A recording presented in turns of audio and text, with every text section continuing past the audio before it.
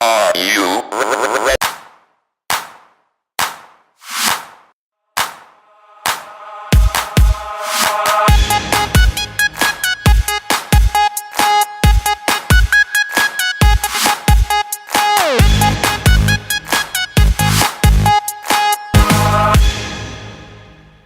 Hey, this is DJ Richie Skye, and we are here with another great episode. And I'm sitting here with two of DC's legendary individuals. One is Miss Shi-Queeta Lee. Hello, Richie. How are you? Hello, Richie. How are you? You're so formal today. I love it. And then we have Mr. Daryl Wilson. Good evening. How are you, Richie? Good evening. How are you? I love it. Okay, so listen.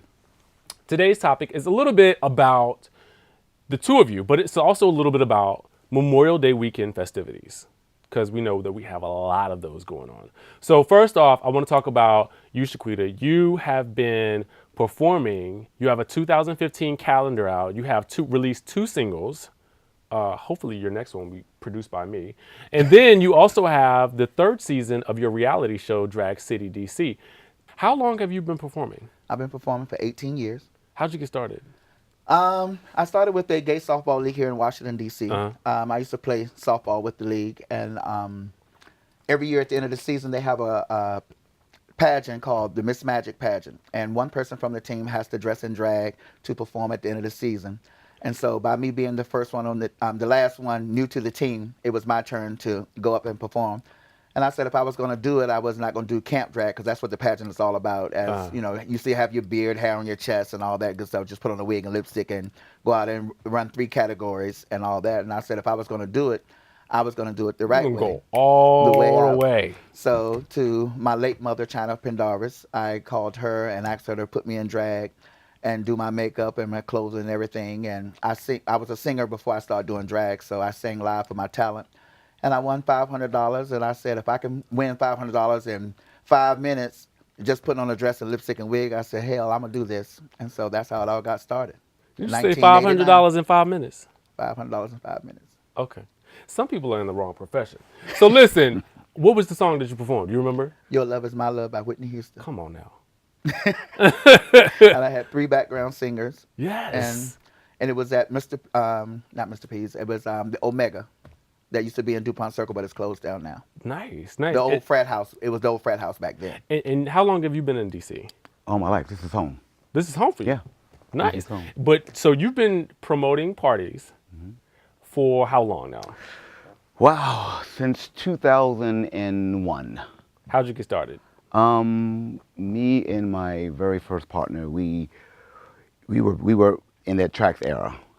So What is Trax? Trax is one of DC's most legendary nightclubs. So Okay. People from all over the world would come to DC Pride for just to attend Trax. Okay. So during that weekend, when Trax was known for Sunday night parties every Sunday for the black gay community, so we would go there. But on our downtime, when we didn't have anything to do, like on Saturday afternoons where we wanted to stay in, Yeah. me and my partner at the time, we would just have all of our friends to come over. Right. And during that time, of course, we didn't have any, there was no CDs at that time. So we would have, it was our first apartment together. Wait, you said there were no There CDs? were no CDs back then.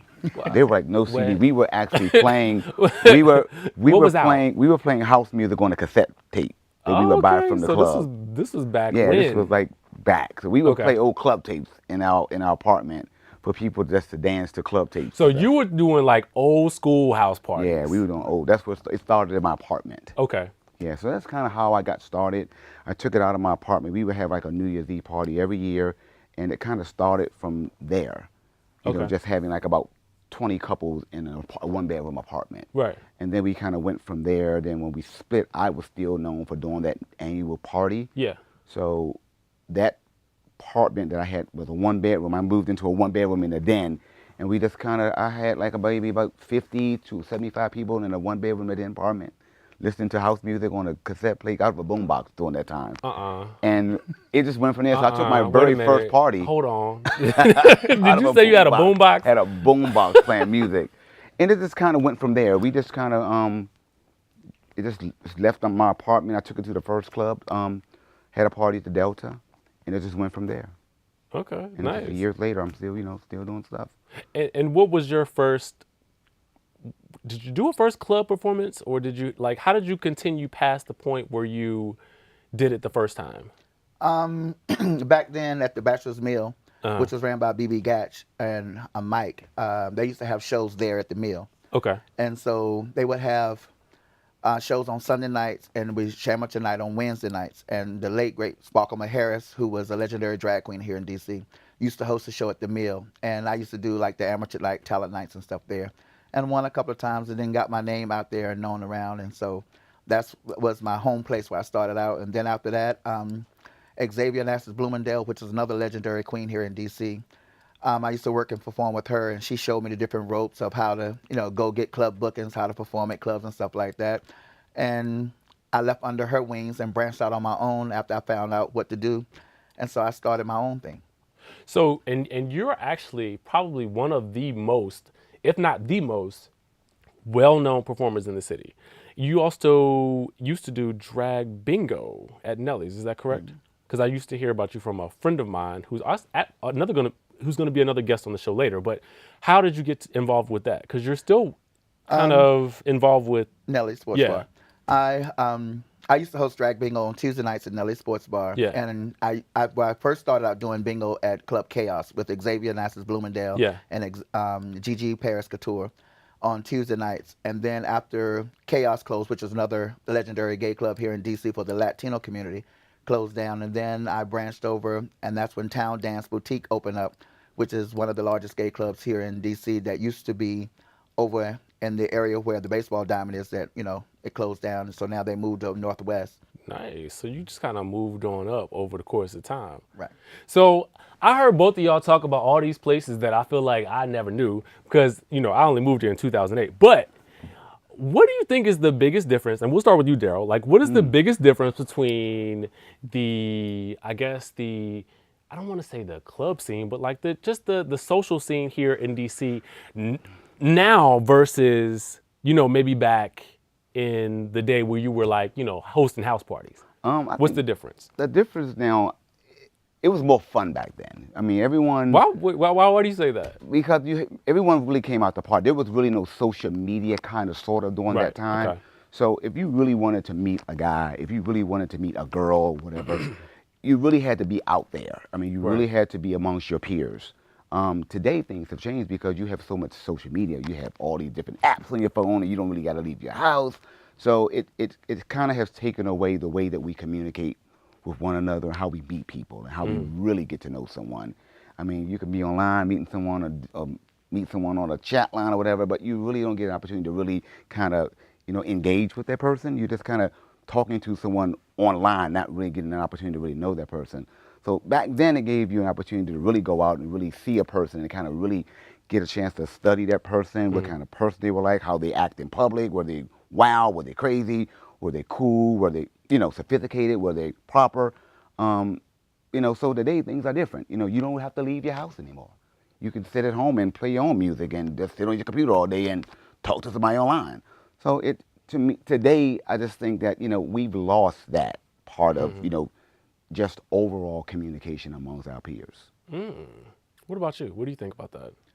Well, the same thing related to what Daryl was saying is because nowadays, back then, you came out, you partied, you called people, say you're going to the club. Right. Back in the day, the club tracks, which everybody went to, on Wednesday night was mainly for college night. And that was the first time I ever went to tracks. That was my first gay club ever attending. I feel like ain't nothing going on Wednesday night but Empire nowadays. Like, I mean, like what else is really going on in the city? Like, is there anything going on? Not that I know. Okay. Go ahead. Well, back then, it was like on Wednesday night was college night, and I went to the club, and I was like, is this many gay people, in the world? I've never seen this many gay people before. Yeah. And my friend was like, well, everybody's not gay. It's like straight and gay. And I was like, okay, but everybody came out to party.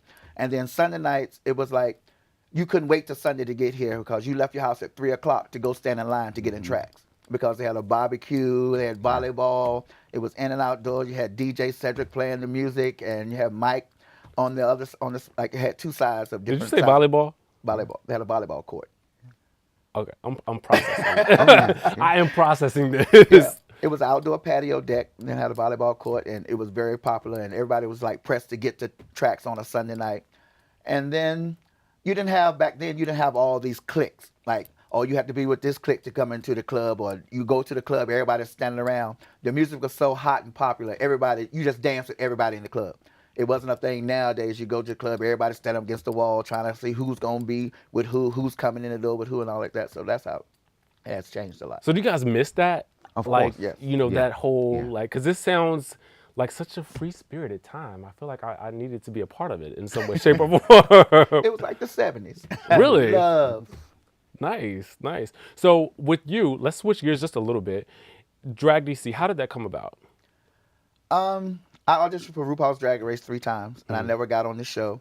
And I'm also a actor and actress, so now, if you want to say so. And I never could get on the show by auditioning. But I was like, okay, well, if I can't get on that show, I'll do my own. And then one of your guests that you got coming on, Anthony Anderson, had his show, Anacostia, and I saw it on DC TV. And at that time, you know, we are friends, and so I knew him, and I talked to him about, you know, how he got his show on here. And then so I started coming, taking classes here at DCTV, and found out I could do my own show. So that's what I did. I took classes here and also Arlington Independent Media, and I learned how to do everything. So I filmed, directed, and edited my own reality show. I started off with 2 other producers of doing the show taping, and I lost a lot of money within that because I didn't get to keep the footage and everything. right. And people wanted to make it their own. So I said, well, I learned how to do everything myself, so I did it myself. It's not your typical reality show, but it's mine. Right. And I was satisfied of the product that I produced and everything. And our show is basically on what we do to give back to the community. Right. We are drag performers, and our community make our career what it is, and we feel the need to give back. So that's what I wanted my show to focus on. Right. It's more like a documentary type of show.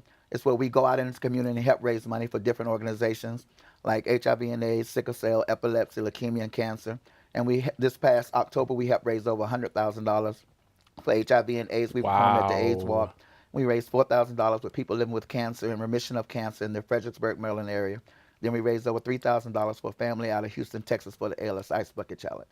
I think what I love about the two of you is that you have never waited for somebody to do something for you. I really, really admire that about both of you. And I think that that's something that a lot of people need to see and they need to know. Daryl, you've had people like Cynthia Bailey come into your events. You've had recently Jesse Smollett from Empire. How do you work those types of things out with these, you know, with these celebrities and these reality show stars that'll come into town? Like, how do you work that out? It's relationship. All of this, I mean, the industry, it's all relationship. I mean, I've been afforded the opportunity to work with some of the greatest entertainers out there and built some great relationships. So from building great relationships, it can just take you to different levels. I.e. the Cynthia thing. She was coming to town. I got a phone call. I didn't reach out. They contacted me. We know you were having a party. We heard about your Sunday party, the success of it. We really want to know, can Cynthia come through? You know, how can we make it happen? So a lot of things happen like that. I get a lot of phone calls all the time. And even like during the week when I'm really not doing a party, when I'm at work, I get calls about someone's in town that night or what's going on. Can I direct them somewhere to go? Or if I'm hosting something, you know, they'll contact me and say, hey, we may have heard that you were hosting something. And that's how the Jesse Smollett thing came into play. I knew they were in town. Because I'm mad I missed that. Yeah, a lot of people are mad because it wasn't one of the things where it wasn't promoted, you know. It wasn't. just happened It wasn't. out of the whim, just like that. So did you know going into that it was gonna like occur, or was it just kind of like No, he's gonna come through? My Sunday party started at 4 p.m. Right. I got called like about maybe 6:30, 7-ish, somewhere in there, that he wanted to come to the club. They heard about it. They want to bring him to the club. I'm like, okay, well, let me know. I don't have a problem. Let's figure out what we can do, what he needs, what does he want, blah, blah, blah. And it just kind of went from there. So they just said, well, we'll call you back in like 15, 20 minutes. And I was engaging with the party. And then a colleague walked up to me and said, hey, he's on his way. So waited for him outside, had security escort him in, and gave him VIP area and just treated him like he was just one of the local entertainers in town. We just treated him like, you know, we gave him that DC warm welcome, basically. Do you ever seek out specific people to come into town? I seek out specific artists during Memorial Day weekend, which, you know, we're approaching that Right. now. So, you know, that's kind of like one of the things you really don't know who's going to be hot leading up to that time. So you kind of sitting around watching all the artists throughout the winter to see Right. who's going to be really the hot thing for that moment and during that time as we approach the Memorial Day weekend. So I kind of spend a lot of time in the winter time just looking to see who's really putting stuff out there. Kind of checking out the scene, you know, seeing That's what's important. going on. That's important. So, and back to you. You've Howard Theater. You've done that at least how many times now? We done did 19 shows. I am, 19. and I made history. They honored me last year of being the first drag queen to host a show there since the 1960s. So I brought drag back to the Howard Theater, and this is my 19th show and my 3rd year of being there, going into Pride. What is that experience like for you? This Like, man's how do you feel about it? Like, I mean, It's a 'cause dream that's come true that's for me. huge. It's a dream come true as far as you have shows in Vegas, you have shows in Atlantic City, and by DC being the nation's capital and a tourist attraction city, I always wanted and dreamed to have a show 7 nights a week like Vegas. And so the Howard Theater, a friend of mine who worked there, he's no longer there now, but he gave me the opportunity to do a show, and it was successful. We sold out our first show with 610 people. Then after that, we just kept growing and growing and growing, and so they're no longer there. The people who I worked with before and New York office who runs Howard Theater now, they enjoyed everything I've done, and so they continue my shows of being there. So, And you have a pretty good relationship with both the Mill and Park. Mm-hmm. How did that come about? The Mill. Like I said, I've been promoting for a long time. I've done basically every venue in this town, for exception of maybe town. Probably. And We infringing on territory. I haven't done town yet. But you know, hopefully that will be something that will happen in its season or whatever. But you know, I never did an event or a party at the Mill. So it was kind of me reaching out to them Right. just to even entertain the thought to say, hey, what about maybe hosting something here? And Mike was open to the idea, but I think he was a little leery about it because Mike has never, ever really given or let a promoter come into his club and take the club that night. So that was kind of, I think it was kind of, it was walking on eggshells for both of us. Right. So when he said okay, I was like, okay, we'll make it work. So the very first night, it was a huge success. The Mill was packed on a Friday night, and that was something that, you know, the Mill doesn't really get those kind of numbers on a Friday. So, you know, after that party was over, we just kind of said, well, what do you think? Maybe we can continue this. What are your thoughts? How do you feel about it? And, you know, I said, you know what, I'll give it. I'll just jump in there and see what happens. So listen, we're going to take a quick break, and we'll be right back with more from Shi-Queeta and Daryl. Are you ready?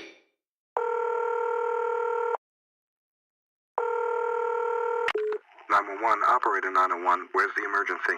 127 Brynmere. Okay, what's going on there? I'd like to order a pizza for delivery. Ma'am, you've reached 911. This is an emergency line. Large with half pepperoni, half mushroom. You know you've called 911. This is an emergency Do you line. know how long it'll be? Okay, ma'am, is everything okay over there? Do you have an emergency or not? Yes. And you're unable to talk because... Right. Is there someone in the room with you? Just say yes or no. Yes. Okay, it looks like I have an officer about a mile from your location. Are there any weapons in your house? No. Can you stay on the phone with me? No. See you soon. Thank you.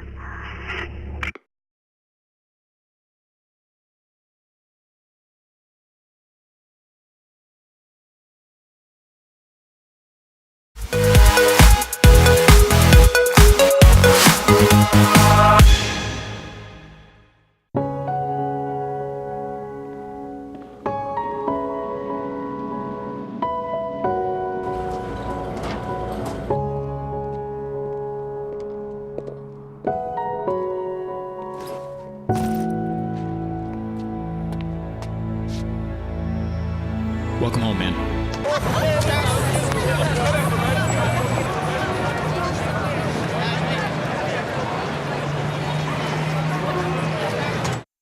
Hey, Zachary. Ready?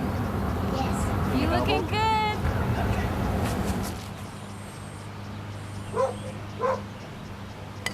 Great hit. The odds of a child becoming a professional athlete? 1 in 16,000. The odds of a child being diagnosed with autism, 1 in 150.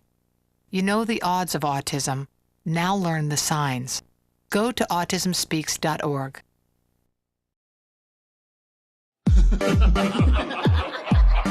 And we are back. Once again, we have Shi-Queeta Lee and Daryl Wilson in the house.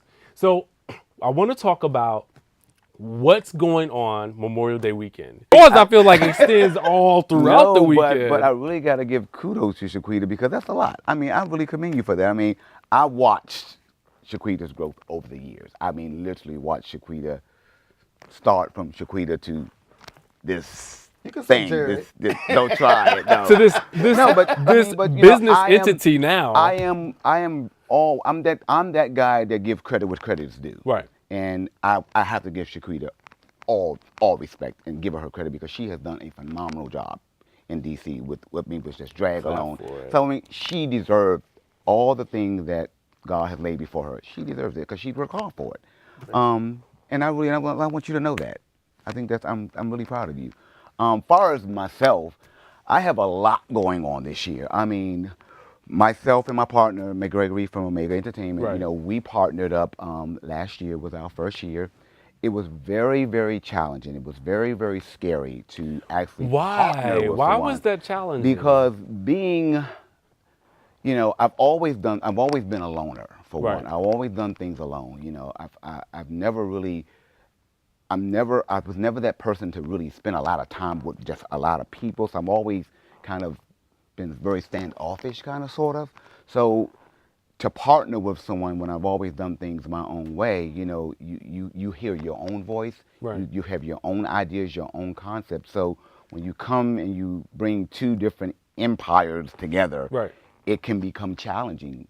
But, you know, and even when we first met, our very first meeting, I went in there like before I got out of my car, because we meet at a certain place when we start preparing for Pride. We just get away from everybody, everything. We don't tell anybody where we are. We just go to this little place that we sit down at a bar and we just talk about ideas and we just bounce off one another.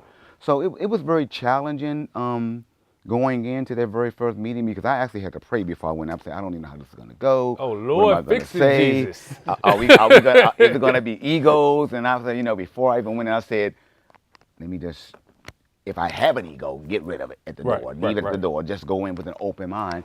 And to my surprise, I mean, our very first meeting was a very great meeting. We came out of there with, you know, maybe this could work. And even when we started planning last year, prior for 2014, I mean, I was still leery about a lot of things going in because, again, I've always done things on my own. So, but, you know, the outcome last year, it was just a huge success. So it was just a no-brainer for us to come together this year. I mean, I'm sure a lot of people may have had some doubts or some concerns, or this is not going to work, and they're going to get into it, or it's going to be some drama. But, you know, I think at the end of the day, when you look at the big project, I mean, the program that we put together last year and how it all came together, I think we did a phenomenal job bringing DC back together. And this year, you know, I think Mac sometime laughed at me because right after Pride is over, people just think that I just go off into another world. I literally, the day after, that Tuesday, I'm literally on the phones. I'm making reservations. I'm calling about venue rentals. I mean, I'm really just getting it done because you really got to move fast when you're planning a program this big. I want to do everything this year. Like, I want to be at everybody's, you know, party, everybody. Definitely, I need to see Tina Turner and Beyonce. I have been dying to see that, and I can't wait to go to the convention center. So that's going to be amazing. I want to thank you guys both for coming out tonight, for both being on the show. It really means a lot to me because you both inspire me a lot. Performer, promoter, and thank you for watching another great episode. We'll see you soon.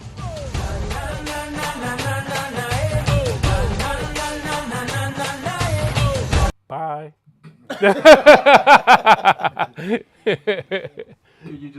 this is another episode of. Okay. Let me know when you're ready. 5, 4, 3. Thanks for another great episode, and thank you for watching. Okay, now look into the camera with the red light on. You know what? You didn't tell me.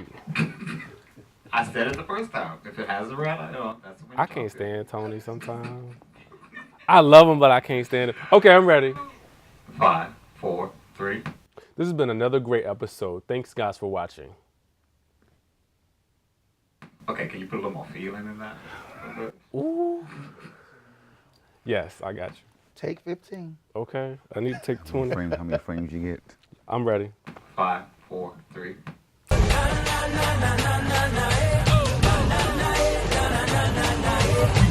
On this track, DJ run it back. Bass stack like that. If you thirsty, call it trash. We jamming in these streets, and we got the block deep. We run this town, baby, with the Gucci on our feet. Turn it up a little bit louder. I wanna feel the bass when the beat drop.